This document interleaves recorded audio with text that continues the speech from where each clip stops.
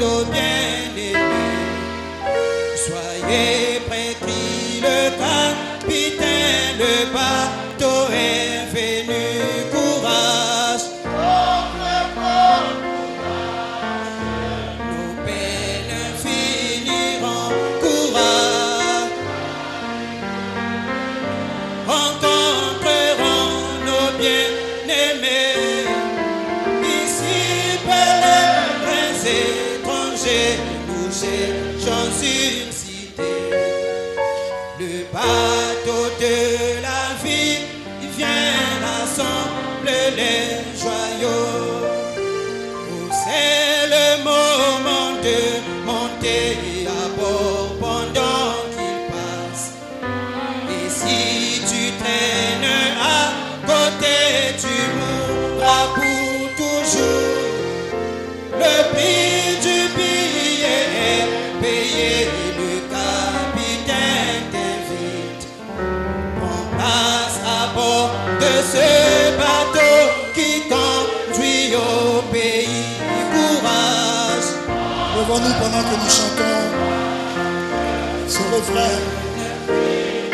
Bientôt nos peines seront finies. Arrive d'or et nous rencontrerons nos bien-aimés. Nous quitterons la terre. Ici, pèlerins, Nous sommes là pour nous préparer. nous cherchons une cité. Nous sommes des pèlerins comme Abraham. Le bateau de la vie vient rassembler les joyaux. Oh, que son nom soit béni. Que Dieu soit béni. Vraiment, pardonnez-moi pour le retard. Nous allons prier. Oh Seigneur de gloire, c'est vrai, le bateau de Sion est là. Nous sommes des pèlerins, Père. Nous nous attendons à cette cité dont tu es l'architecte et le constructeur. Nous sommes conscients qu'ici ce n'est pas chez nous. Nous attendons ce pays où la justice, la paix régneront à jamais. Et nous sommes ici dans le but de nous préparer. Merci Père pour cette réunion. Bénis chaque fils et fille de Dieu.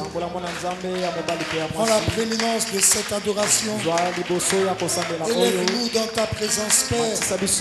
Parle à nos cœurs alors que nous avons faim et soif de toi seulement. Nous ne sommes pas venus ici pour nous voir, mais c'est pour te voir, c'est pour t'écouter. Parle-nous, Seigneur, et nos cœurs seront satisfaits. Laisse-nous te voir, comme celui-là avait dit, montre-nous le Père et cela nous suffit. Nous voulons te voir, toi notre Père. Révèle-toi à nos cœurs, car il est possible que nous te voyions au travers de tes promesses manifestées dans nos vies. Visite-nous, Père. Parle à nos cœurs. Révèle-toi. Bénis ainsi le culte. Bénis notre pasteur. Bénis tous les offices. Bénis ta parole que nous allons lire. Mets-nous hors le chemin. Au nom du Seigneur Jésus-Christ. Amen. Amen. Nous ouvrons nos Bibles en 1 Timothée chapitre 2. Et après nous irons en Job chapitre 33. 1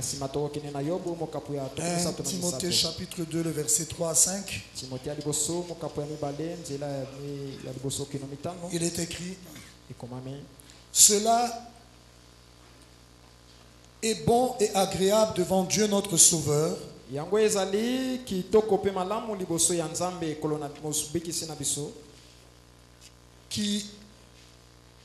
qui veut que tous les hommes soient sauvés et parviennent à la connaissance de la vérité. Car il y a un seul Dieu et aussi un seul médiateur entre Dieu et les hommes, Jésus-Christ homme, qui s'est donné lui-même en rançon pour nous.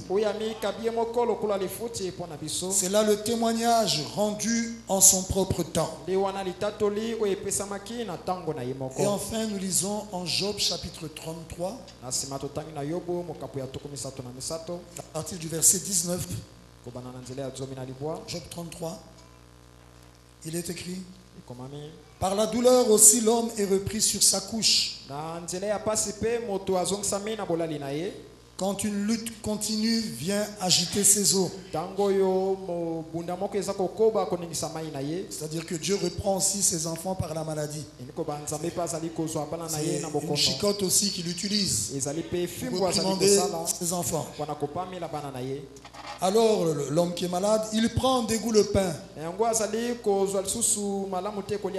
Même les aliments les plus exquis, les bons aliments, il en a le dégoût à cause de la maladie, bien sûr. Sa chair se consume et disparaît. Ses os qu'on ne voyait pas sont mis à nu parce qu'il maigrit à force de maigrir. Et son âme s'approche de la fosse et sa vie des messagers de la mort, l'ange de la mort. Mais s'il se trouve pour lui un ange intercesseur, un d'entre les 1000 qui annonce à l'homme la voie qu'il doit suivre, Dieu a compassion de lui. Et il dit à l'ange, au messager, délivre-le afin qu'il ne descende pas dans la fosse. Pourquoi? J'ai trouvé une rançon. Oh, que le Seigneur bénisse la lecture de sa parole. Que Dieu vous bénisse abondamment. Ah, on m'a donné un mot, il y a le papa au coin. Ok, c'est le frère qui est au coin. Ah, que Dieu vous bénisse. C'est le papa au coin, l'ambassadeur du Congo en Israël, c'est vous? Ah, soyez le bienvenu. Il est là avec son épouse. Son épouse est où? Que le Seigneur vous bénisse, soyez les bienvenus. Soyez les bienvenus à la prière de fête. Ah, je vois salutations. Que Dieu vous bénisse abondamment. Alors, nous sommes heureux d'être dans la maison du Seigneur. Et nous voulons poursuivre notre petit sujet que nous avons commencé, interrompu et que nous avons repris. Nous sommes là parlant des 3 actes de la rédemption. Et nous sommes en train d'étudier le deuxième acte, au cours duquel Christ joue le rôle de sacrificateur. Il joue le rôle de sacrificateur pour accomplir une œuvre de médiation. Et nous avons vu qu'il devait le faire tout le long des 7 âges de l'Église. Et en tant que sacrificateur, il est médiateur. Et nous avons lu, et nous l'avons lu la fois dernière et tout à l'heure, qu'il n'y a qu'un seul médiateur entre Dieu et les hommes, Jésus-Christ homme. Donc, en tant que sacrificateur, il est médiateur entre Dieu et les hommes. Comme les sacrificateurs dans l'Ancien Testament étaient des médiateurs entre Dieu et le peuple. Le peuple n'avait pas le droit d'entrer dans le lieu saint ni dans le lieu très saint. Mais le sacrificateur, c'est lui qui avait le droit d'entrer dans le lieu saint. Et dans le lieu très saint, c'était le souverain sacrificateur. Et il servait de médiateur entre Dieu et le peuple d'Israël. Mais nous avions montré que ces sacrificateurs qui étaient des médiateurs annonçaient le véritable médiateur qui allait venir, Jésus-Christ. Et Jésus-Christ est le véritable médiateur. Et le seul médiateur entre Dieu et les hommes. Alors que dans l'Ancien Testament, les médiateurs en question mouraient, il fallait qu'on les remplace. Les sacrificateurs mouraient, le souverain sacrificateur mourait, on devait les remplacer ensuite. Mais Jésus-Christ, il est mort une fois et il est revenu à la vie et il est d'éternité en éternité notre médiateur. Est-ce que vous êtes avec moi? Et il est entré là-bas dans le lieu très saint et il joue le rôle de sacrificateur. Il fait la médiation. Il intervient pour faciliter la communication, la relation, la communion entre Dieu et les hommes. Et nous avons vu qu'en tant que médiateur, il est aussi un intercesseur. Parce qu'en latin, le mot médiator signifie intercesseur. C'est pourquoi l'œuvre de médiation est aussi appelée l'œuvre d'intercession. Quelquefois, Frère Branham appelle ça l'œuvre de médiation. Quelquefois, il dit l'œuvre d'intercession. C'est la même chose. C'est la même œuvre que Christ accomplit en tant que sacrificateur. Là-bas au ciel. Et tout le long des 7 âges de l'Église. Et dans la prédication La Brèche, du 17 mars 63, paragraphe 208, comme exemple, que l'intercession c'est la médiation. La médiation c'est l'intercession. Donc l'œuvre de médiation c'est l'œuvre d'intercession. Parce qu'il accomplit cette médiation en intercédant. Et Frère Branham dit au paragraphe 208, voici venir un agneau qui avait été immolé. Il s'est avancé, oh là là, qu'est-ce pour faire valoir les droits de sa rédemption. Il dit Amen. Oh, est-ce que ça ne vous donne pas envie? Est-ce que ça ne vous donne pas envie d'aller vous cacher dans un coin pour pleurer un moment? Voilà un agneau qui arrive, encore sanglant. Il n'y avait personne. Toutes les célébrités se tenaient là, mais personne d'entre elles ne pouvait le faire. Ainsi, l'agneau s'est donc avancé. Les jours de son intercession sont terminés. Il parle d'intercession. Les jours de son intercession sont terminés. Virgule, les jours de sa médiation. L'intercession, c'est la médiation. Et l'œuvre d'intercession, c'est l'œuvre de médiation. Parce qu'il a accompli cette œuvre de médiation en intercédant. Donc Christ est notre médiateur. Christ est notre intercesseur. Il est notre intercesseur. Et depuis l'Ancien Testament, Dieu avait fait cette promesse qu'il viendrait un intercesseur. Et nous l'avons lu en Job 33. Alors que l'homme repris sur sa couche, repris par Dieu par la maladie, il prend des coups, même les aliments les plus exquis. Sa chair se consume, il maigrit. Il s'approche de la fosse, de la mort. Mais la Bible dit, mais s'il se trouve pour lui un ange intercesseur, un d'entre les 1000, qui annonce à l'homme la voie qu'il doit suivre, Dieu a compassion de lui à cause de l'ange intercesseur. Il faut un intercesseur pour que Dieu ait compassion de l'homme qui avait péché et qui était frappé à cause de ses péchés. Il fallait un ange intercesseur afin que Dieu prenne compassion et qu'il éloigne sa main de l'homme. Et s'il se trouve pour lui un ange intercesseur, un d'entre les 1000 qui annonce à l'homme la voie qu'il doit suivre, Dieu a compassion de lui. Et il dit à l'ange, délivre-le. Cet ange intercesseur, c'était aussi cet ange qui devait délivrer l'homme, afin qu'il ne descende pas dans la fosse, ne descende pas dans l'abîme, ne soit pas rejeté de Dieu. Pourquoi? Dieu dit, j'ai trouvé une rançon. À cause de la rançon, l'ange intercesseur pouvait entrer sur scène. À cause de la rançon, un ange pouvait intercéder. À cause d'une rançon, Jésus-Christ est entré dans cette œuvre d'intercession, de médiation. À cause d'une rançon que Dieu devait agréer. Sans rançon, il n'y aurait pas d'intercession. Christ a accompli en ce moment l'intercession. Parce que Dieu a agréé une rançon à Golgotha. Et quelle est cette rançon que Dieu devait agréer? Matthieu 20 verset 28 déclare: c'est ainsi que le Fils de l'homme est venu, non pour être servi, mais pour servir et donner sa vie comme la rançon de plusieurs.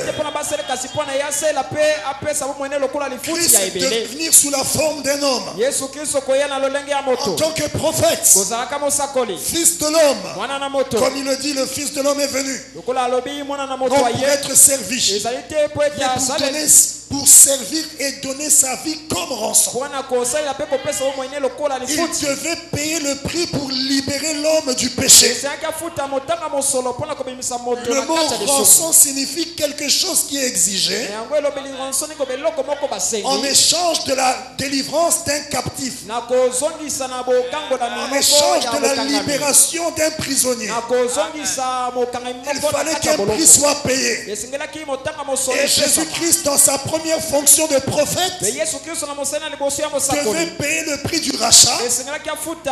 Il a donné sa vie, son sang en rançon. Et quand il a accompli cette œuvre à la croix, que le parvis extérieur du tabernacle nous a démontré, alors il est entré dans une autre fonction de sacrificateur, médiateur, intercesseur, pour intercéder pour l'homme sur la base du sang qu'il avait versé à Golgotha.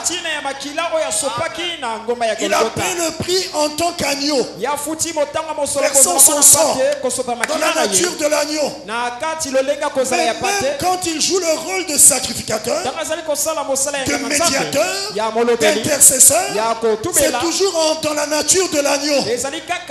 Parce qu'il est toujours agneau. Et il intercède sur la base de son sang.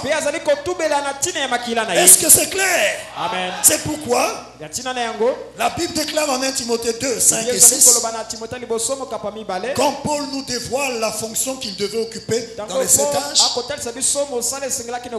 il dit il y a un seul Dieu et un seul médiateur entre Dieu et les hommes, Jésus-Christ homme. Mais il ne s'arrête pas là. Qu'est-ce qui fait de lui médiateur? Pourquoi il fait la médiation? Qu'il s'est donné lui-même en rançon. Donc il a payé le prix de la rançon, le prix du rachat, et c'est son sang. Et c'est sur cette base qu'il fait l'intercession. Il ne pouvait pas faire l'intercession s'il n'y avait pas le sang. C'est pourquoi même les sacrificateurs dans l'Ancien Testament ne pouvaient pas faire l'intercession sans qu'il y ait un agneau qui ait eu à donner sa vie dans le parvis extérieur. C'est le sang de l'agneau qui leur donnait droit d'intercéder pour le peuple. Et Christ, en tant que le véritable agneau de Dieu qui ôte le péché du monde, devait d'abord venir donner sa vie. Et une fois qu'il a donné sa vie versant son sang, il entre dans une nouvelle fonction. Sur la base de son sang, il intercède pour toi et moi. Quand Job parlait d'un intercesseur, il annonçait Christ qui devait venir. C'est lui en fait le véritable ange intercesseur. Parce que par son sang, Dieu a trouvé une rançon. Par son sang, Dieu a pu agréer et il agrée son intercession. Est-ce que c'est clair? C'est pourquoi Frère Branham déclare en Hébreux chapitre 7, la partie 2, du 22 septembre 57. Il dit au paragraphe 408. Il dit ce Dieu éternel et perpétuel. Il a lui-même marché au milieu de ses sacrifices partagés en deux. Il parle de l'expérience d'Abraham en Genèse 15, dans laquelle il avait sacrifié trois animaux qu'il avait partagés en deux. Et il dit oh là là. Et quand il a partagé, ensuite la colonne de feu s'est placée entre les animaux qu'il avait partagés, une petite lumière blanche. Et Frère Branham interprète ça. Il a lui-même marché au milieu de ses sacrifices partagés en deux. Oh là là, parcourant chacun d'eux, Dieu montrait comment il allait racheter l'homme. Il a démontré ça à Abraham. Et Frère Branham dit, voilà comment je vais le faire. C'est ce que Dieu montre à Abraham. Abraham, fais attention à ce que je vais faire. Je suis en train de faire une alliance ici. Je prêterai un serment selon lequel, en rapport avec la semence, je susciterai un intercesseur. Je ferai une alliance avec la mort. Je condamnerai la mort dans la chair, parce que je viendrai moi-même la porter. Il dit Abraham, est-ce que semence Abraham vous entendez? Il a dit par ta semence Abraham, tu seras le père du monde. Par ta semence. Et ce n'est pas seulement à toi et avec toi que je fais cette promesse, et à ta postérité après toi. Il connaissait tous ceux qui en feraient partie. Dieu connaissait tous ceux qui feraient partie de cette alliance. Et il devait susciter un intercesseur. Et lui-même devait venir porter un corps de chair, payer le prix de la rançon, et ensuite aller sur le trône, commencer à intercéder sur la base du sang qu'il a versé. Nous avons un intercesseur, et au ciel il accomplit l'œuvre d'intercession, l'œuvre de médiation. Et cette œuvre de médiation que Christ accomplit dans le deuxième acte de la rédemption, Dieu a représenté ça dans le tabernacle de Moïse, et précisément dans le deuxième compartiment, par un des ustensiles qui se trouvait là. C'est l'autel des parfums en or. Ça représente l'œuvre de médiation, d'intercession que Christ devait accomplir en tant que sacrificateur tout le long des 7 âges de l'Église. C'est pourquoi dans le lieu saint, il y avait un chandelier qui avait 7 lampes qui représentaient les 7 âges de l'Église. Et il y avait un autel de parfum. Le sacrificateur devait là-bas intercéder. Il devait brûler l'encens sur cet autel chaque matin, chaque soir. Il entrait dans le lieu saint pour accomplir l'œuvre d'intercession. Les parfums, c'était les prières du peuple. Il devait intercéder auprès de Dieu pour le peuple qui priait dehors. Il jouait le rôle de médiateur pour que Dieu écoute les prières du peuple qui priait dehors. Le peuple n'avait pas le droit d'entrer dans sa présence, mais lui il entrait dans le lieu saint. Et le souverain sacrificateur une fois l'année dans le lieu très saint. Et là-bas il accomplissait l'intercession. Les parfums qu'il brûlait sur l'autel d'or, et l'odeur, la bonne odeur qui montait, représentait les prières que le sacrificateurs présentés à Dieu. Les prières du peuple. Voilà l'ustensile qui montre l'œuvre que Christ devait accomplir au travers de cet âge. Ça parle de l'œuvre d'intercession, l'œuvre de médiation.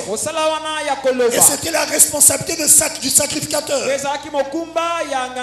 d'accomplir cette œuvre dans le lieu saint, alors que le peuple attendait dehors. Est-ce que c'est clair? Amen. Maintenant, pour qui Christ intercède là-bas au ciel? Pour qui est-ce qu'il intercède? Nous avons parlé, nous avons dit ça, nous avons lancé ça, mais nous n'avons pas lu. Pour qui est-ce que Christ intercède tout le long de cet âge de l'Église? Pour qui il accomplit cette œuvre de médiation? La réponse est Christ accomplit cette œuvre de médiation. Christ intercède pour tous ceux pour lesquels il avait intercédé en Jean 17. En Jean 17, nous voyons là le Seigneur prier. Une des rares références où on voit le Seigneur prier, où on entend la prière du Seigneur. On la lit. Et c'est en Jean 17. Et cette prière a été intitulée la prière sacerdotale. Et Frère Branham déclare qu'il a fait cette prière à un carrefour de temps. C'était une jonction de temps. Alors qu'il se préparait à quitter la terre. Oui, Jean 16 le témoigne. Un chapitre avant, il dit à ses apôtres, je m'en vais au Père, je dois partir, mais je laisserai le consolateur. Donc il leur annonce qu'il doit bientôt partir. Et un chapitre après, il fait une prière démontrant par là que lorsqu'il devait partir, il devait entrer dans une autre fonction. Et par cette fonction, il devait intercéder pour le peuple. Est-ce que vous êtes avec moi?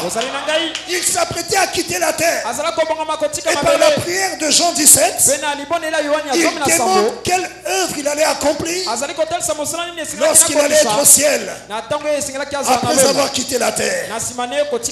Et dans cette prière, il a prié pour tous ceux, pour les apôtres, mais pas seulement pour les apôtres, et pour ceux pour qui il a prié en Jean 17, ceux pour qui il a intercédé, c'est ceux-là pour qui il intercède le long de cet âge de l'Église. Nous allons voir ça dans la Bible. Écoutez, Jean 17 verset 9. Pour qui doit-il intercéder le long de cet âge de l'Église? Pour savoir, découvrons pour qui il a intercédé sur la terre. Jean 17 verset 9. Il dit, c'est pour eux que je prie. Et dans le contexte, il parle des apôtres. Il dit, c'est pour eux que je prie. Pas pour le monde. Je ne prie pas pour le monde. Jésus-Christ, le médiateur, l'intercesseur, il n'intercède pas pour le monde. Non, non et non. Il n'intercède pas pour tout le monde. Mais il dit, je prie pour eux. Il pointe les apôtres. Mais pas pour tout le monde. Et pas pour le monde. Vous allez dire, oh prédicateur, il a seulement prié pour les apôtres. Écoutez la suite. C'est pour eux que je prie. Je ne prie pas pour le monde, mais pour ceux que tu m'as donnés, parce qu'ils sont à toi. Oh là, il donne encore un autre détail. Il a prié pour les apôtres, pas pour le monde, mais il précise pour ceux que tu m'as donnés. Oui, Dieu avait donné les apôtres à Christ, mais il n'a pas donné que les apôtres à Christ. Frère Branham déclare, Dieu a fait de nous un cadeau d'amour à Christ. Il nous a donné un cadeau d'amour à Christ. Comme un cadeau d'amour. Est-ce que vous êtes avec moi? Et il a prié pour tout cela que Dieu lui avait donné comme cadeau d'amour. Il a intercédé pour eux parce qu'ils sont à toi. Ça prouve déjà pour qu'ils devaient intercéder le long de cet âge. Mais il précise encore au verset 20. Parce qu'on peut se dire, ah oui, mais est-ce que c'est ça? Peut-être que c'est seulement les apôtres que Dieu a donné à Christ. Alors le Seigneur va encore donner un grand détail au verset 20. Ce n'est pas pour eux seulement que je prie, mais encore pour ceux qui croiront en moi par leur parole. Pour ceux qui croiront en moi par leur parole, qui ne sont même pas venus sur la terre, je prie déjà pour eux. J'intercède pour eux. Ceux qui croiront en moi par leur parole. Est-ce que vous pensez que ceux qui ont cru en Christ par l'enseignement des apôtres, Dieu est surpris? Dieu connaissait avant la fondation du monde tous ceux qui devaient croire en Jésus-Christ sur la base de l'enseignement des apôtres. Et Dieu avait pris leur nom. Il les avait mis dans le livre de vie de l'agneau. Il nous avait donné à Christ avant la fondation du monde. Il a placé nos noms dans ce livre de vie de l'agneau. Il nous a donné à Christ comme cadeau d'amour. Et quand Jésus était sur la terre, en Jean 17, donnant déjà comme un avant-goût de ce qu'il allait accomplir dans le ciel, il dit, je prie pour les apôtres, et pas seulement pour eux, mais pour tous ceux qui croiront en moi par leur parole. C'est cela que Dieu lui a donné comme cadeau d'amour. Il faut croire en Christ sur la base de l'enseignement des apôtres.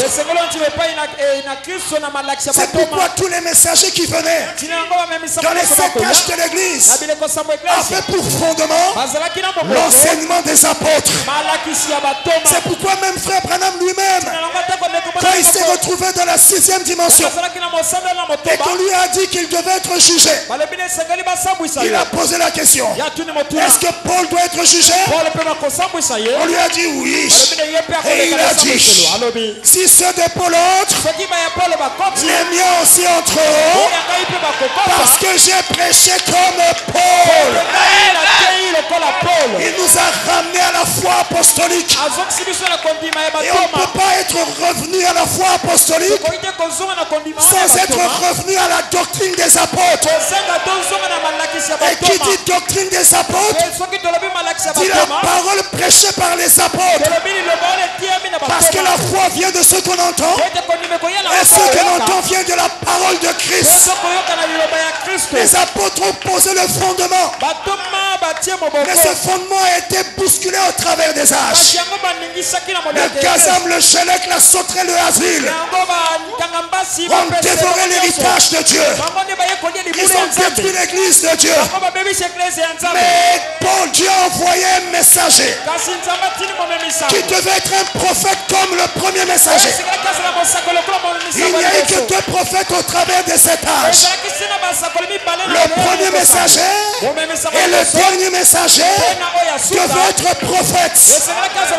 Et il envoie William Marion Branham avec comme première mission nous ramener à l'enseignement des apôtres.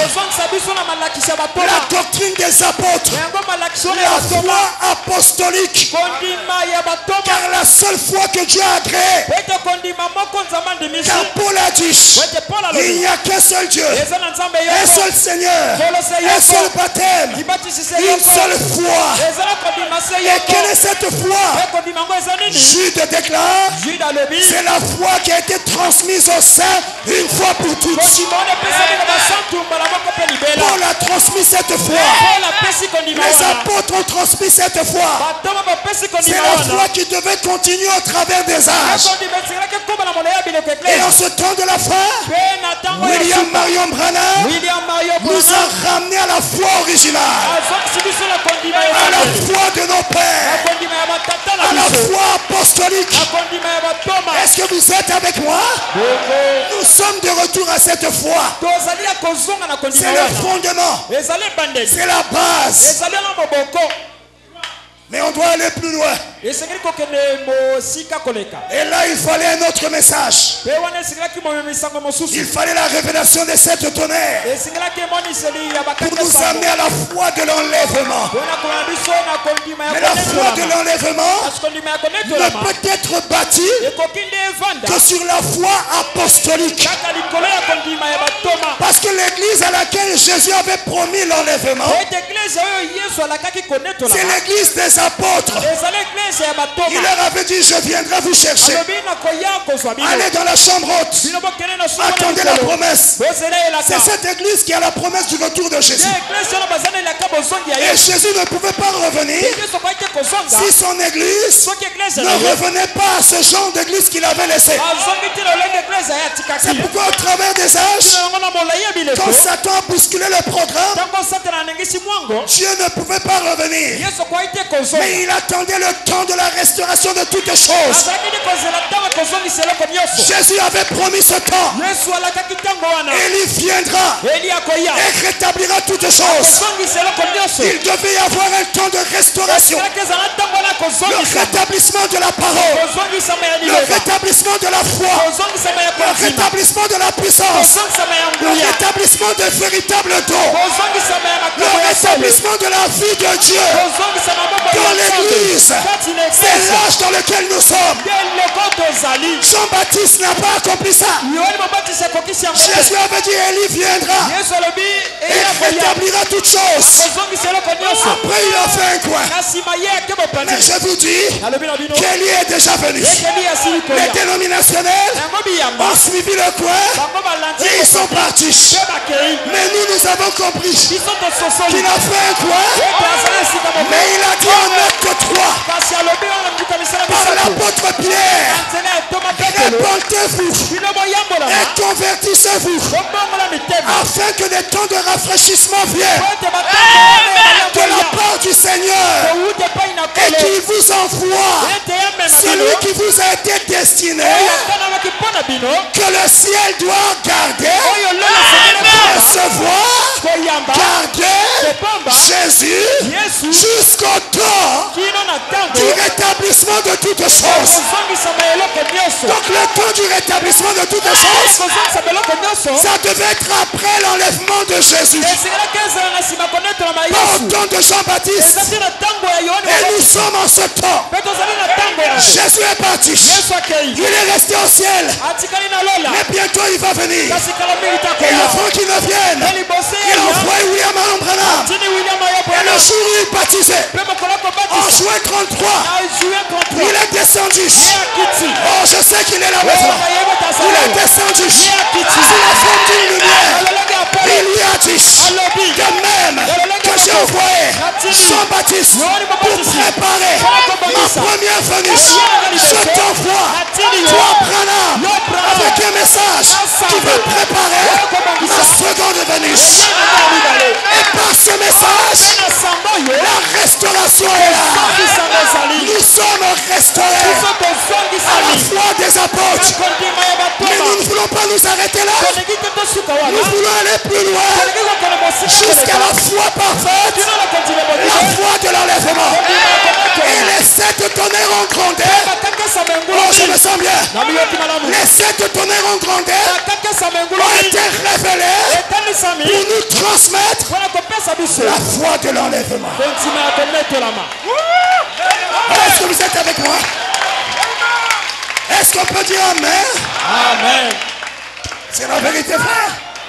Moi-même je dis Amen à ce que j'ai dit. Oh, quelle balade. Oh, je me sens bien. La foi de l'enlèvement doit être bâtie au-dessus de la foi apostolique. Parce que la foi de l'enlèvement, c'est la foi des apôtres qui atteint la plénitude. De nos jours, On doit avoir plus de foi que les pierres. Que nos jours, on doit avoir plus de foi que Paul. Que nos jours, on doit avoir plus de foi que les apôtres. Nous sommes dans l'âge de l'enlèvement. Dans la foi de l'enlèvement. Et cette foi se trouve dans les bandes. Dans ce message dit William Marion Branham. Mangez le message. Affolez le message. Ne raisonnez pas. Nourrissez-vous du message. Vous vous nourrissez de la vraie foi. La foi de l'enlèvement. Et ta foi va grandir. Elle va grandir. Grandir. Et le jour J, la chair va céder. Transfiguration. Nous allons changer le corps. Et nous partirons pas comme une fusée. Plus rapidement même. En un clin d'œil, nous allons monter à la rencontre du Seigneur. Oh, n'est-ce pas merveilleux? Quel message nous avons? Quelle promesse nous avons? Quelle grâce nous avons dans cet âge? Préparons-nous, frères. Un jour, ça sera de l'histoire. Parce que ça sera accompli. Ne dites pas oui, on entend ça depuis longtemps. Au temps de Noé, les gens s'y entendaient Noé prêcher pendant longtemps. Depuis longtemps. Il y aura le déluge, il y aura le déluge. Oui, vieux. Depuis longtemps tu racontes ça. Mais le jour où c'est arrivé, Dieu a fermé les portes de l'arche avant même que la première goutte d'eau ne tombe. Une semaine avant, la porte était fermée. Et quand les gouttes ont commencé à tomber, les gens sont allés frapper à la porte. Oh, Père Noé, ouvre! Avec la compassion, il aurait pu ouvrir. Mais il n'avait pas les clés de cette porte. C'est Dieu qui avait fermé la porte. Et Dieu ne pouvait pas permettre d'ouvrir. Parce qu'ils avaient rejeté la grâce pendant que Noé leur prêchait. Quand vous rejetez le message, même si tu es assis ici, tu peux être assis ici, mais tu rejettes le message. Sache que tu rejettes ta grâce. Et quand tu rejettes ta grâce, ce qui reste, c'est le jugement, la condamnation. Ne rejette pas cette grâce. Ne dis pas oui, on a entendu ça. Crois et applique. Crois et obéis. Et tu vivras. Que le Seigneur vous bénisse.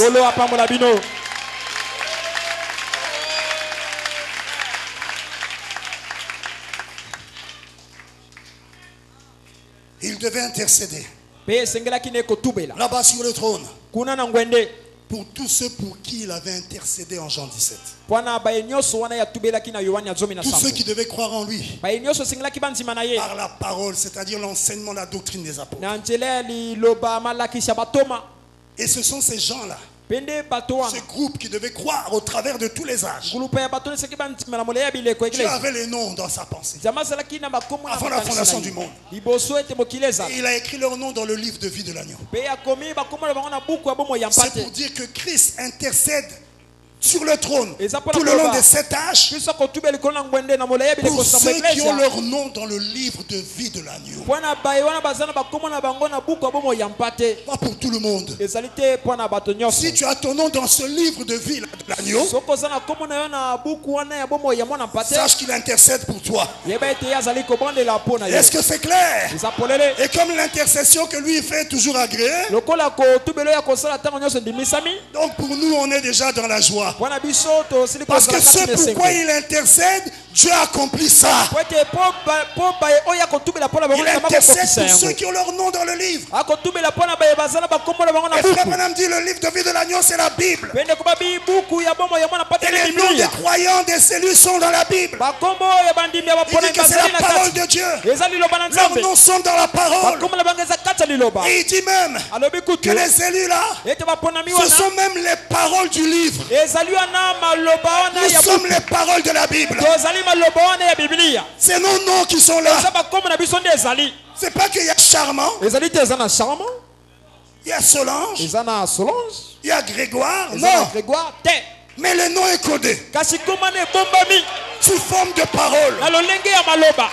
Et le nom, c'est la nature. Et si toi tu as la nature de la parole, alors tu vas voir ton nom dans la parole. Parce que la parole appelle la parole. La parole en toi reconnaîtra la parole. C'est la profondeur qui appelle la profondeur. Ce n'est pas pour rien que quand tu as entendu le message, malgré les histoires dénominationnelles que tu avais, quelque chose au-dedans de toi t'a dit, ça c'est la vérité. C'est comme si tu avais déjà entendu ça quelque part. Oui, quand tu étais en Dieu, nous étions Elohim, sous forme de gêne. Lorsqu'il parlait, nous entendions sa voix. Et sa parole, c'est sa voix. Et lorsqu'il parle, mes brebis entendent ma voix. Il y a quelque chose en eux qui leur fait reconnaître la voix de Dieu qui s'exprime. Et ils reconnaissent ça, c'est la vérité. C'est pourquoi tu es là. Tu as cru jusqu'à présent. Parce que ton nom est dans la parole. Parce que tu es les paroles de ce livre. Comme Jésus a dit dans le rouleau du livre, il est question de moi. Voici, oh Dieu, je viens pour faire ta volonté. Parce que dans le rouleau du livre, il est question de moi. Et les Élis aussi disent, dans le rouleau du livre, il est aussi question de moi. C'est pourquoi je viens pour faire ta volonté. Parce que mon nom est là. Je ne peux que faire la volonté de Dieu. Parce que ma nature, c'est la parole. Et j'aime ce qui est de ma nature. C'est pourquoi j'aime la parole. Je hais mes erreurs. Je hais les péchés que je commets. Je hais mes failles. J'ai horreur de ça. C'est pourquoi je me mets en ordre quand j'ai failli. Parce que j'ai sali ma robe. J'ai fait quelque chose de contraire à ma nature profonde. J'ai fait quelque chose de contraire à ce qui est à l'intérieur de l'intérieur de l'intérieur de moi. Et cette nature ne supporte pas les choses contraires à la parole. C'est pourquoi, oh Dieu, je viens te demander pardon. Parce que ma nature, c'est la parole. Et Dieu efface ce péché. Il sait que c'est pas ta nature, c'est une erreur. Est-ce que tu peux dire Amen? Amen. Oh, gloire à Dieu.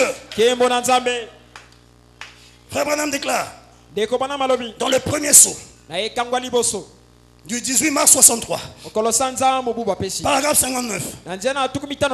Maintenant l'agneau au temps de l'intercession. Ici, savait qu'il y avait des noms là-dedans qui avaient été mis là depuis la fondation du monde. Et tant que ces noms n'avaient pas encore été manifestés sur la terre, ils devaient rester là en tant qu'intercesseurs. Saisissez-vous cela? Il dit parfaitement la prédestination. Voyez très bien. Il devait rester là parce qu'il était venu mourir pour ceux que Dieu avait destinés à la vie éternelle. Voyez, c'est par sa préscience qu'il les a vus, pas par sa propre volonté. Sa volonté, c'était qu'aucun ne périsse, mais par sa préscience, il savait qui périrait et qui ne périrait pas. Par conséquent, tant qu'il restait un nom qui n'avait pas encore été exprimé sur la terre, Christ Christ devait rester là comme intercesseur pour s'occuper de ce nom-là. Il est sur le trône, s'occupant de chaque nom qui se trouve dans le livre, pour que ce nom soit exprimé sur la terre et manifesté. Et tant qu'il y a des noms qui ne sont pas encore sur la terre, non pas seulement sur la terre, mais manifestés tel qu'il le veut, il va rester là intercédant. Il intercède pour toi. Tu as été exprimé sur la terre, oui. Mais tu dois être manifesté selon la pensée de Dieu. Tu dois atteindre la nature, le niveau que Dieu veut que tu atteignes. Tu dois être le genre de chrétien qu'il veut que tu sois. Et il intercède pour toi. Il intercède pour toi. Comme il avait intercédé pour Pierre. Satan te réclame pour te cribler comme le froment. Mais j'ai intercédé pour toi pour que ta foi ne défaille point. Il intercède pour que tu tiennes dans la foi et que tu progresses dans la foi, que tu ne restes pas un bébé qu'on doit à chaque fois cajoler, caresser, et que tu puisses marcher aussi et avancer avec Dieu. Il intercède pour toi et moi pour que nous parvenions à la perfection. Et quand tous les noms qui étaient dans le livre auraient été exprimés sur la terre et manifestés tel qu'il le veut, il va arrêter cette œuvre. Cette œuvre prendra fin. Et il va entrer dans une autre fonction, celle de lion, de juge. Nous allons voir ça.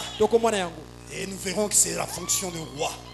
Ça, nous allons entrer et voir qu'il y a une période de jonction. Nous allons voir ça. Dans le 6e sceau, je lis. Du 23 mars 63. Paragraphe 64.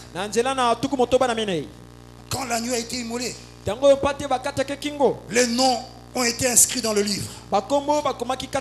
Oui. Est-ce que ça veut dire quand il est mort à la croix que c'est là que Dieu a inscrit les noms dans le livre? L'agneau n'a pas été immolé à la croix il y a 2000 ans seulement. Mais avant la fondation du monde, de la pensée de Dieu, il avait déjà immolé. Et c'est alors qu'avant la fondation du monde, quand il s'est vu mourir à la croix, il a pris les noms, il les a mis dans le livre. Est-ce que c'est clair? Quand l'agneau a été immolé, les noms étaient inscrits dans le livre. Il est là dans la gloire, dans le lieu saint ce soir, en tant qu'intercesseur, en train d'intercéder pour toutes les âmes dont le nom se trouve dans ce livre. Personne ne connaît ce nom sauf lui. C'est lui qui a le livre dans sa main. Et il sait quand le dernier entrera. Alors les jours de son intercession seront terminés. Il s'avancera alors pour réclamer ce pourquoi il a intercédé. En ce moment, il accomplit l'œuvre de parent rédempteur. Il s'avance pour recevoir les siens. Oh là là. Et la preuve que ton nom est écrit dans le livre de vie de l'agneau, c'est que tu es un croyant. Un croyant, je dis pas un soi-disant, un croyant, un véritable croyant dans le message de l'heure. Frère Branham dit que l'amour de Dieu est électif. Il y en a qui se disent, est-ce que je suis élu? Toi, tu penses que croire le message, sincèrement, tout le message, c'est donné à tout le monde? Même tous ceux qui viennent ici, beaucoup ne croient pas le message. Et je vous dis la vérité. Les vrais croyants sont un petit groupe seulement. Il y a beaucoup d'incrédules. Il y a beaucoup de soi-disant croyants ici. Et les vrais croyants, il n'y a qu'un petit nombre. Et c'est pour les vrais croyants qu'il intercède. Alors si toi tu es un incrédule, quitte ce groupe-là. Entre dans la position, le groupe des véritables croyants. Si tu es un soi-disant croyant, quitte ce groupe. Et crois de tout ton cœur et sincèrement le message. Alors je saisirai qu'il intercède aussi pour toi. Mais il intercède pour le croyant. Pas l'incrédule. Hein? Bon, maintenant, je vais dire aussi, avant que nous nous croyions, nous tous là, on était tous des incrédules. Ton semence de Dieu, mais dans l'incrédulité, dans le péché. Mais il intercédait pour nous. Même dans cette position-là. Parce que nos noms étaient dans le livre. Mais la preuve que ton nom est dans le livre, c'est que tu dois finir par croire le message.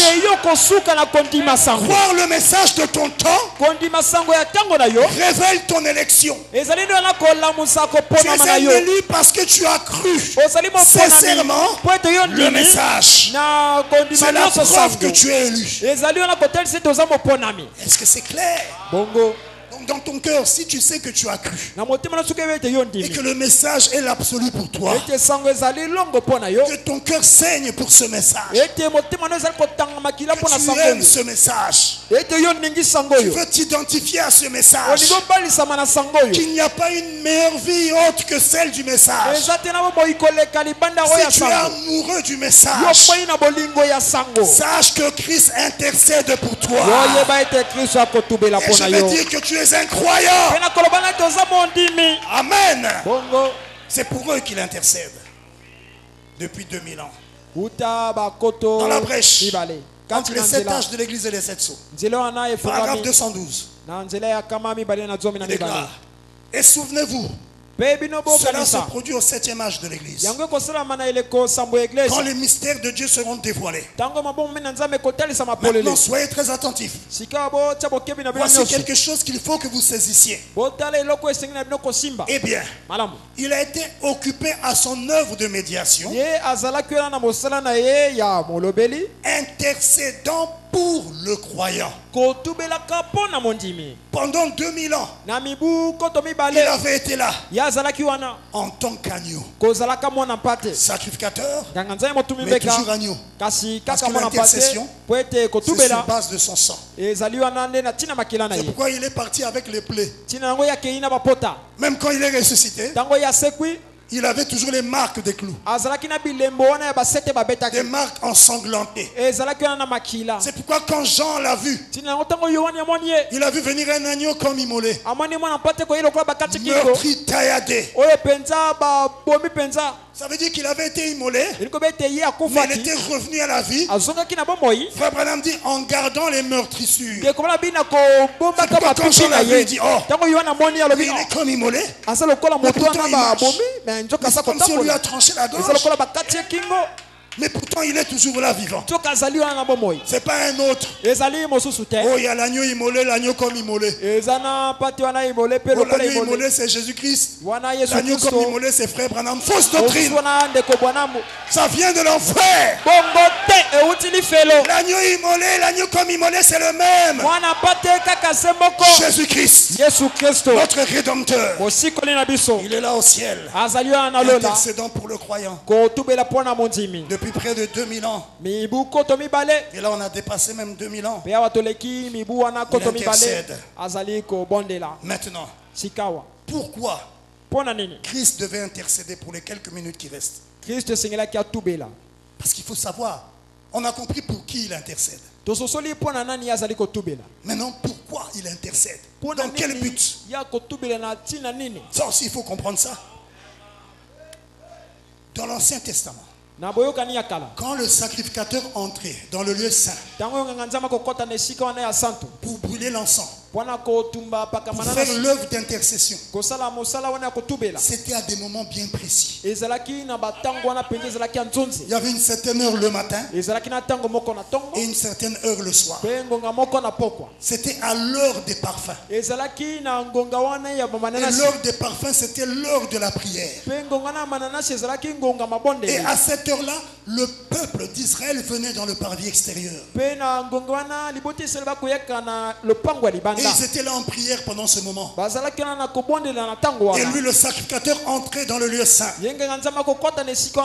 pour brûler l'encens, pour intercéder pour le peuple, pour prendre les prières du peuple et les présenter à Dieu.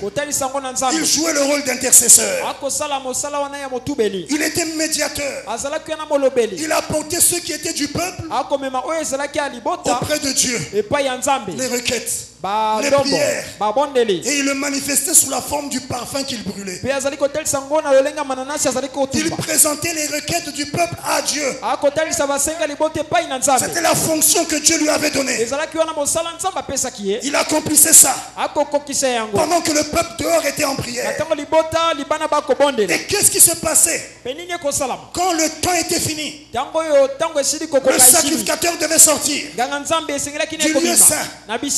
Et le peuple là-bas attendait la sortie du sacrificateur. Oui, ils avaient prié. Oui, le sacrificateur avait intercédé. Et en intercédant, il prenait ceux qui étaient du peuple, il apportait à Dieu. Mais il n'était pas seulement médiateur du peuple envers Dieu. Il était aussi médiateur de Dieu envers le peuple.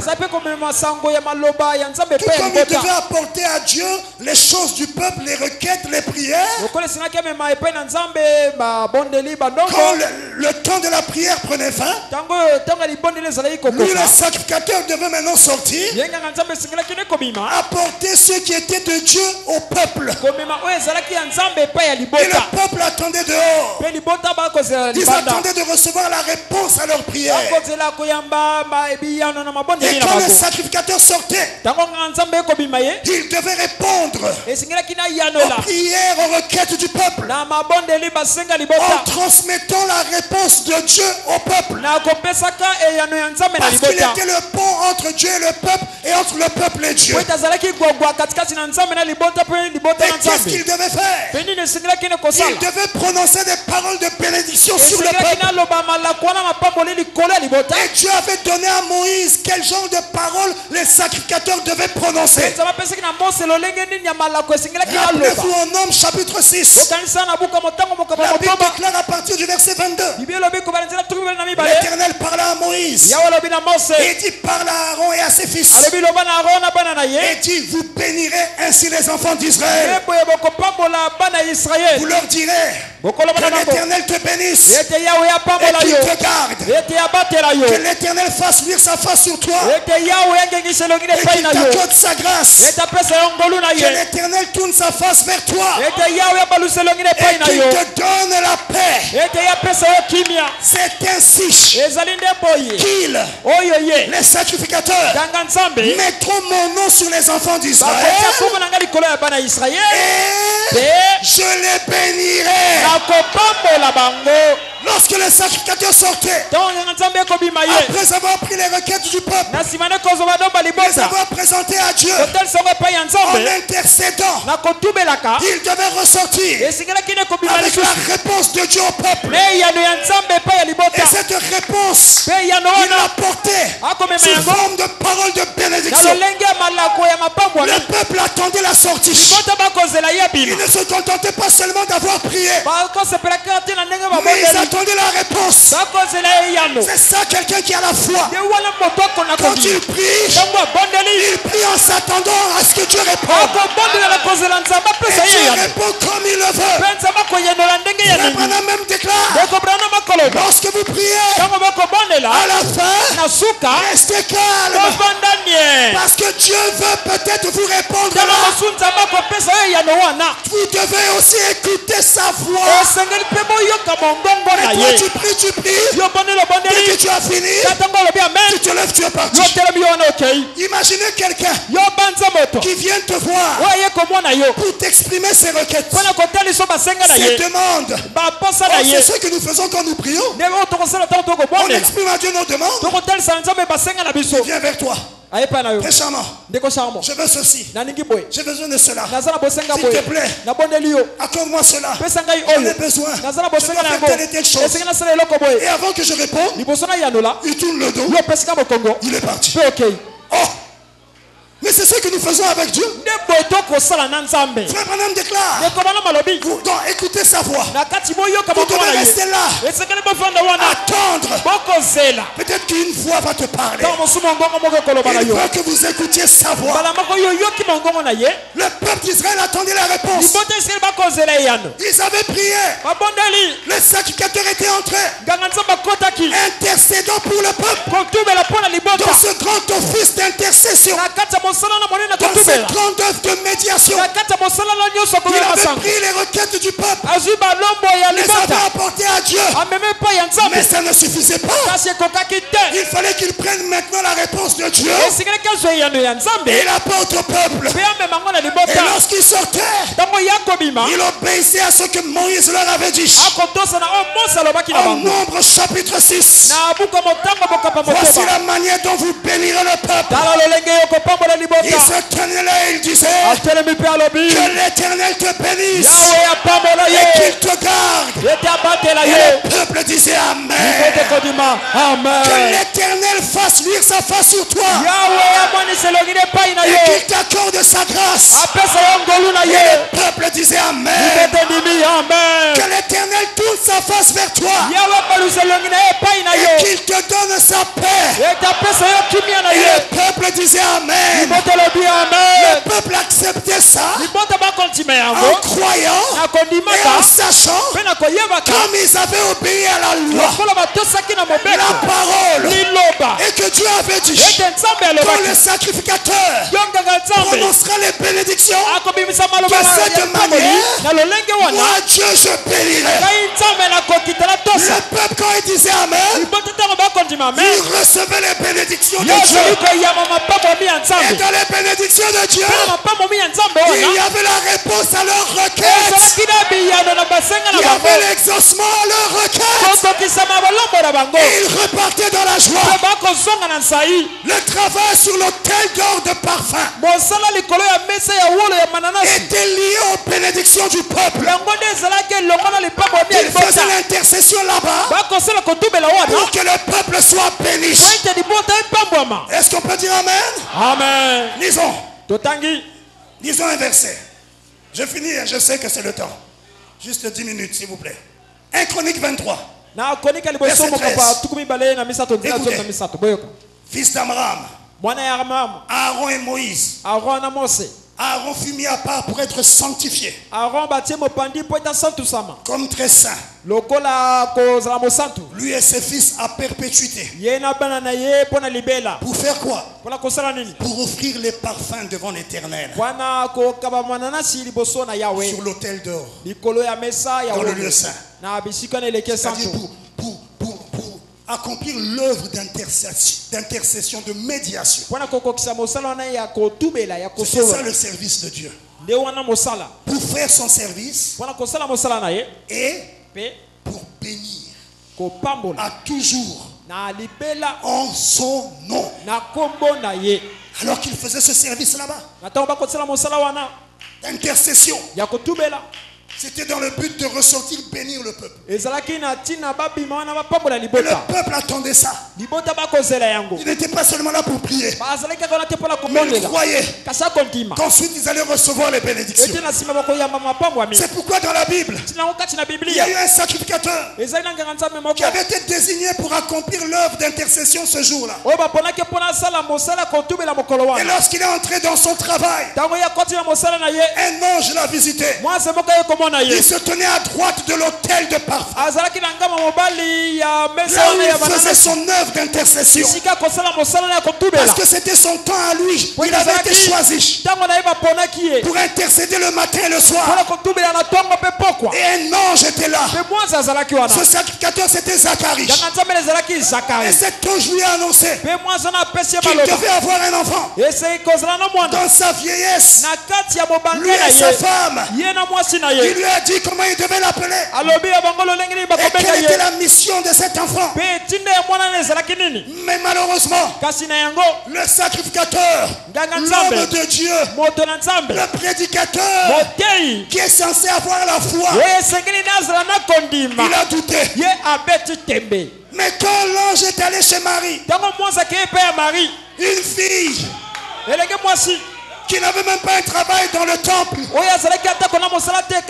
mais quand l'ange lui a parlé, et elle, c'était encore plus grave, elle devait donner naissance à un enfant sans rapport avec un homme, sans contact sexuel. Elle a répondu qu'il me soit fait selon la parole du Seigneur. Mais Zacharie, lui, il a douté, et pour avoir douté, l'ange l'a frappé. Il lui a dit au verset 20 de Luc 1, et voici tu seras muet et tu ne pourras pas parler jusqu'au jour où ces choses arriveront, parce que tu n'as pas cru à mes paroles qui s'accompliront en leur temps. Il y a des choses incontournables dans le plan souverain de Dieu que tu crois ou que tu crois pas, Dieu va accomplir. Il n'avait pas cru, mais Dieu dit ça va s'accomplir. Mais je te frappe, parce que Dieu châtie toujours ceux qu'il aime. Maintenant écoutez, alors qu'il avait été frappé, au verset 21, cependant le peuple attendait Zacharie. C'était quoi? L'heure de la prière, l'heure des parfums. Le verset 5 nous le démontre. Attendez, quel verset? Le verset 8 à 10. Écoutez, nous démontre qu'ils étaient là à l'heure des parfums. Oui. Écoutez, au verset 8 à 10. Or, pendant qu'il s'acquittait de ses fonctions devant Dieu, selon le tour de sa classe,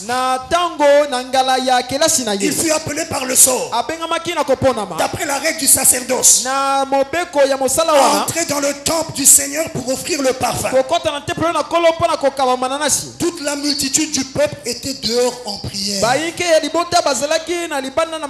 l'heure du parfum. Le peuple dehors en prière, lui, à l'intérieur, intercédant, faisant brûler les parfums. Et Dieu l'a frappé muet. L'heure était finie de prier. Verset 21. Cependant, le peuple attendait Zacharie. Il ne pouvait pas sortir sans que le sacrificateur, il ne pouvait pas quitter le parvis et rentrer chez eux sans que le sacrificateur ne sorte du lieu saint et ne les bénisse. Le peuple attendait Zacharie. C'est au nom de ceux qu'il restait si longtemps dans le temple. Mais le temps est déjà passé. Mais il doit venir avec notre bénédiction. Parce que s'il ne prononçait pas les paroles, il n'y aurait pas les bénédictions. Donc ils attendaient là. Est-ce que vous êtes avec moi? Et quand il sortit, il ne put leur parler. C'est qu'il devait parler. Il ne devait pas sortir seulement sortir et c'est tout, le peuple partait. Il devait parler au peuple. Que l'Éternel te bénisse et qu'il te garde. Que l'Éternel fasse luire sa face sur toi et qu'il t'accorde sa grâce. Le peuple attendait cette précieuse parole qui démontrait que Dieu avait exaucé leur prière, qui devait manifester manifester les bénédictions dans leur vie. Mais pour avoir douté la parole de l'ange, ils ne pouvaient plus prononcer la parole. Il y a aussi des prédicateurs qui ne prononcent pas la parole parce qu'ils sont eux-mêmes incrédules. Ah, c'est malheureux. C'est pourquoi quand un prédicateur prononce la parole, il prononce des bénédictions. Vous devez avoir une foi qui saisit. Parce que la foi des nations, ce n'est pas d'imposer les mains, mais c'est prononcer la parole. Et mon serviteur vivra. C'est ça la foi des nations. Et quand un homme loin vous dit soyez guéris, croyez ça. C'est plus puissant que l'imposition. Je vous dis la vérité. Quand il dit soyez bénis, soyez remplis, Dieu est capable de te remplir. Si seulement tu le crois. Zacharie ne pouvait pas prononcer les paroles parce qu'il avait douté. Et c'est ça l'œuvre de Christ au trône en tant qu'intercesseur. Il intercède. Il fait la médiation pour que nous soyons bénis. Ah, c'est fort, hein? Oui, pour que nous soyons bénis. De quelle bénédiction? Les bénédictions rédemptrices. Je finis par cette citation. Je ferme déjà la Bible. Écoutez, donc je serai avec toi. La suite dimanche. Du 3 mai 51. Au paragraphe 12. Voici ce que je me suis dit. Si je pouvais prier et que Dieu faisait quelque chose ici dans le domaine surnaturel pour vous faire savoir qu'il est présent et qu'ensuite vous me croyez certainement sur parole là-dessus, que vous me croyez sur parole, et alors je vous dirai qu'il est là dans l'assistance, donc je vous montrerai la parole et qu'il veut guérir chacun de vous, dirait, il est là et il veut vous guérir, soyez guéris. Vous êtes aussi sacrificateur, frère Branham. Nous sommes des médiateurs en miniature. Des intercesseurs en miniature. J'ai des citations, frère Branham déclare, je prie en tant qu'intercesseur. Mais le grand intercesseur, c'est Jésus-Christ. Alors écoutez, il dit, et je vous dirai qu'il est là dans l'assistance et qu'il veut guérir chacun de vous qui confesse qu'il est son guérisseur. Rappelez-vous, il ne peut jamais rien faire pour vous. Premièrement, avant que vous disiez qu'il l'a fait, croire en lui, accepter cela et témoigner cela. Savez-vous cela? Écoutez, il est le souverain sacrificateur de notre confession. Ça, nous verrons ça. Hébreux 3:1 le dit. Maintenant, il est assis à la droite du Père, intercédant sur base de notre confession. Nous verrons la confession. Voyez, nous devons croire cela, accepter cela et confesser cela. Il est devant le Père pour accomplir tout ce que nous confessons. Est-ce que n'importe quoi que nous lui disons, n'importe quoi que nous confessons, non. Pour accomplir tout ce que nous confessons, évidemment, en rapport avec les bénédictions rédemptrices. Il est là sur le trône intercédant pour que tu jouisses des bénédictions rédemptrices, pour que toi et moi soyons bénis. Il intercède pour que tu sois béni.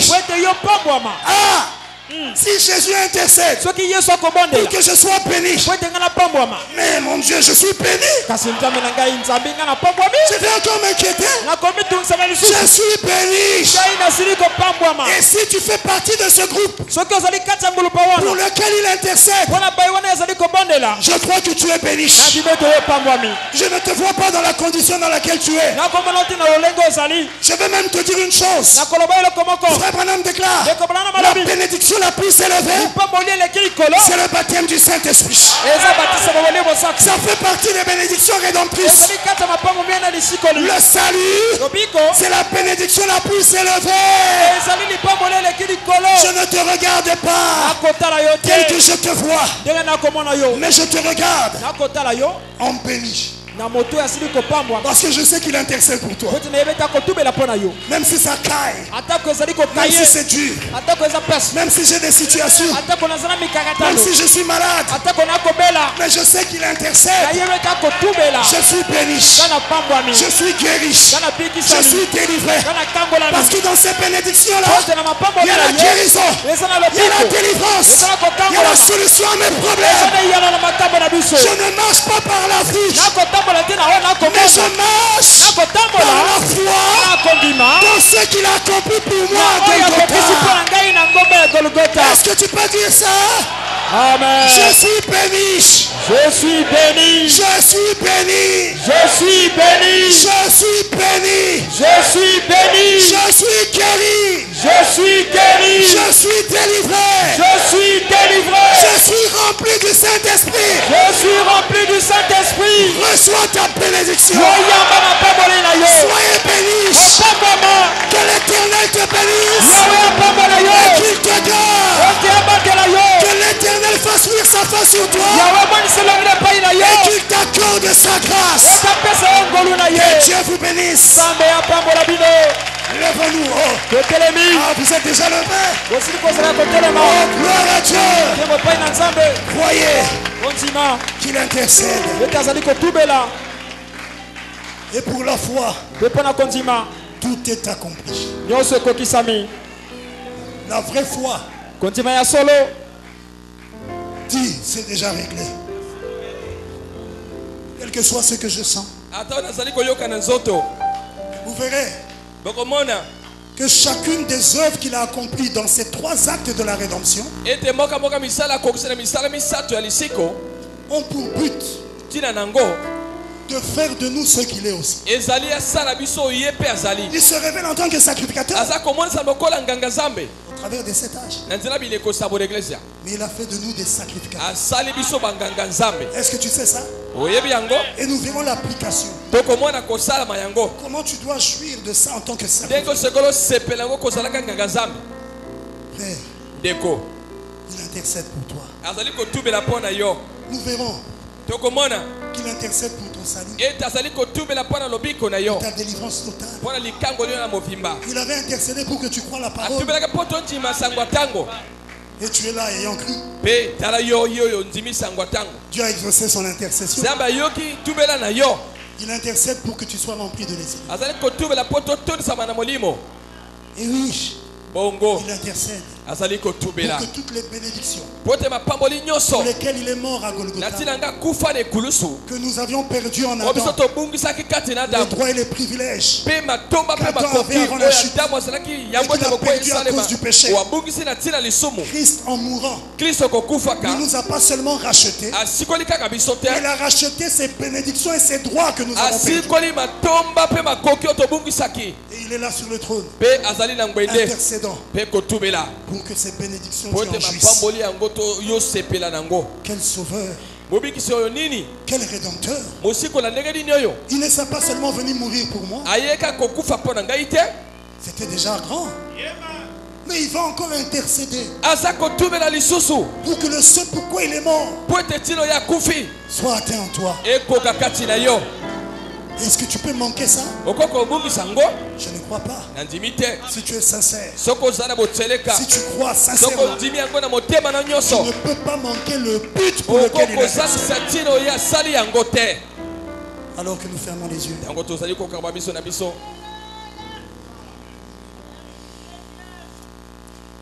Le frère Fridolin va entonner un cantique. Aujourd'hui me voici présent devant l'autel du Seigneur, exprimant ma volonté envers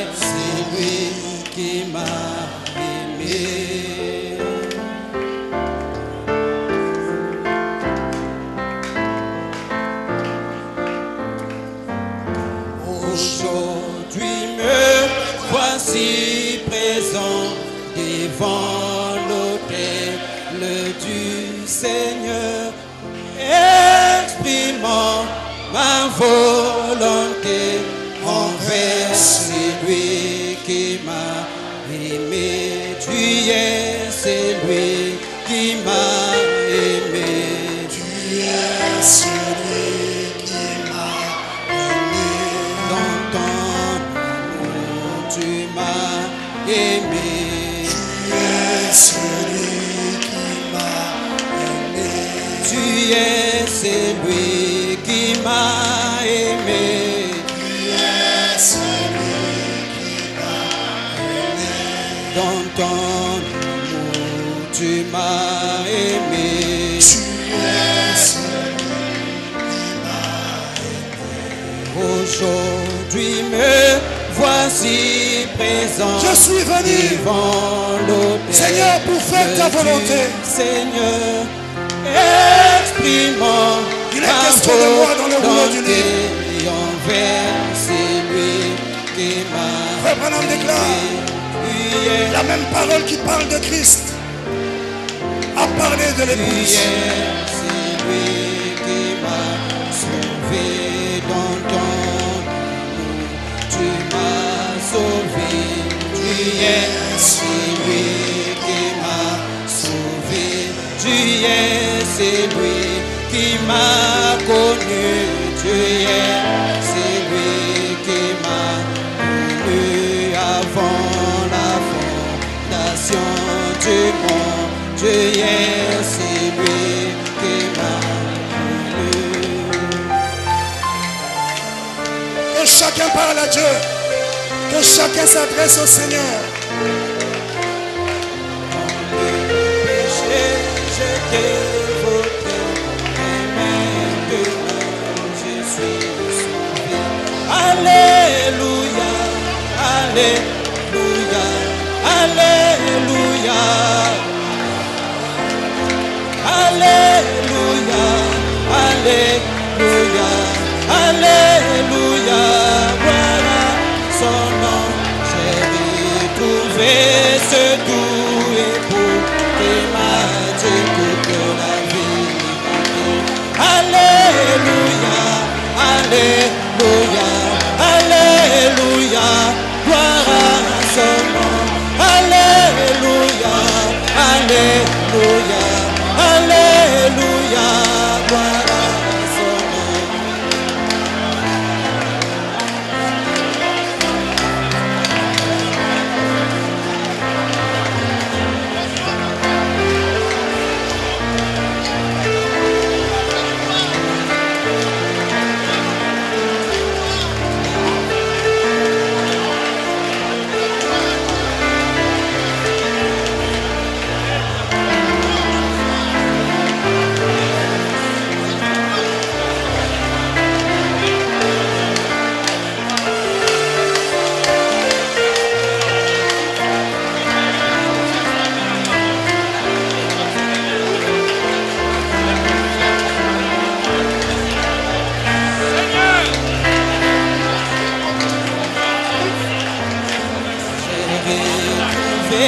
Ce doux époux qui m'a aimé de tout son cœur. Alléluia, Alléluia, Alléluia, gloire à son nom. Alléluia, Alléluia, Alléluia, gloire à son nom. Dans le péché, je m'évoquerai aujourd'hui. Alléluia, Alléluia, Alléluia, gloire à son nom.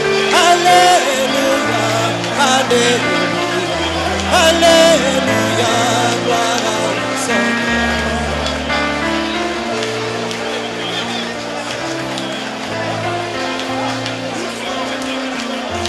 Alors je peux marcher sans crainte, car j'ai trouvé grâce à ses yeux.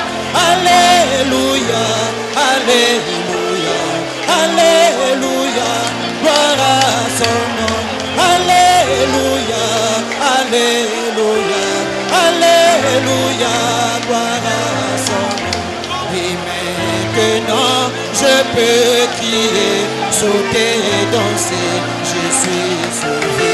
Alléluia, Alléluia, Alléluia, gloire à son nom. Alléluia, Alléluia, Alléluia, gloire à son nom. La parfaite grâce infinie, la joie du salut nous verrons. Alléluia, Alléluia, Alléluia, gloire à son nom. Alléluia, Alléluia, Alléluia, gloire à son nom. Dans le péché je me vautrais, aujourd'hui me voici sauvé. Alléluia, Alléluia, Alléluia, gloire à son nom. Alléluia, Alléluia, Alléluia, gloire à son nom. Oh Jésus, oh Yesu, toi notre souverain sacrificateur, toi qui intercède sur le trône du Père, en rapport avec les bénédictions rédemptrices que tu as acquises à la croix. Tu intercèdes pour que nous en jouissions, pour que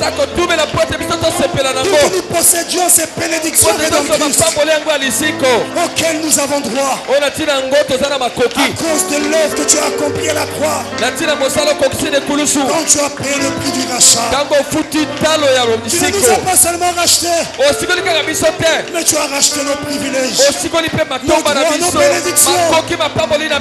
Et tu intercèdes maintenant pour que nous prenions conscience de cela et que nous jouissions de cela. Car tu ne veux pas voir ton église vivre en dessous de ses privilèges. Tu veux qu'elle vive au niveau de ses bénédictions. Mais souvent nous vivons comme si Dieu était mort, alors que tu es vivant, alors que tu veux manifester ta gloire. Oh Dieu, pardonne-nous, Père. Laisse-moi arriver au niveau où tu veux, de prendre conscience, d'accepter de croire que nous sommes bénis, de professer, confesser ces bénédictions et les vivre, Père. Et loin de nous l'amnésie spirituelle, et loin de nous tout ce qui n'est pas de toi, qui nous empêche de jouir de nos privilèges. Je viens en tant que sacrificateur, un petit intercesseur, un petit médiateur. Je viens prononcer des paroles de bénédiction sur ton peuple, sachant, Père, que tu as acquis cette bénédiction à la croix, et tout ce que tu as acquis à la croix nous appartient. Sur cette base, je déclare ton peuple béni. Je le déclare guéri. Je le déclare délivré. Je le déclare libéré. Je le déclare sauvé. Qu'ils reçoivent selon leur requête. Au nom de Jésus-Christ, qu'ils soient bénis sur tous les plans, spirituels, matériels, financiers, qu'ils reçoivent selon leur requête. Au nom de Jésus-Christ. Père, Papa, toi qui es l'intercesseur, intercède en leur faveur et manifeste ces bénédictions dans leur vie. Car tu l'as dit, tu l'as promis, et rien ne peut arrêter ton plan. Ta parole ne peut repartir à toi sans accomplir le but pour lequel elle est sortie. Que tes enfants soient bénis, d'abord de la plus grande bénédiction bénédiction. La bénédiction est levée.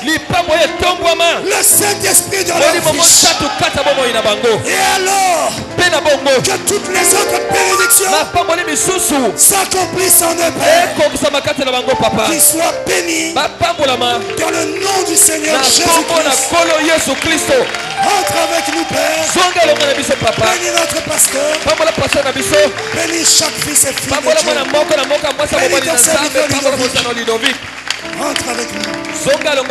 Au nom du Seigneur Jésus-Christ. Amen. C'est bongo. Oh, gloire à Dieu. Que Dieu soit loué.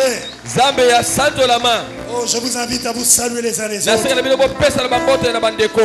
Que Dieu vous bénisse abondamment. Nous sommes arrivés à la fin de la réunion. Les administrateurs ont besoin de 10 frères pour quelques travaux ici à l'église. 10 frères disponibles pour des travaux ici. Nous avons besoin de vous. Demain il y aura un mariage. Je ne sais pas si on a annoncé les mariages. On a annoncé combien?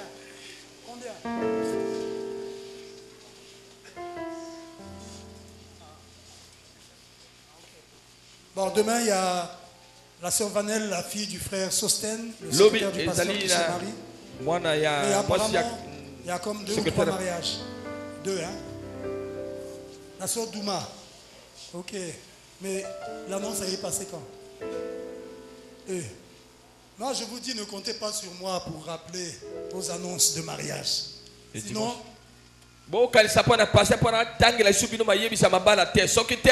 et moi et les gens, personne ne viendra.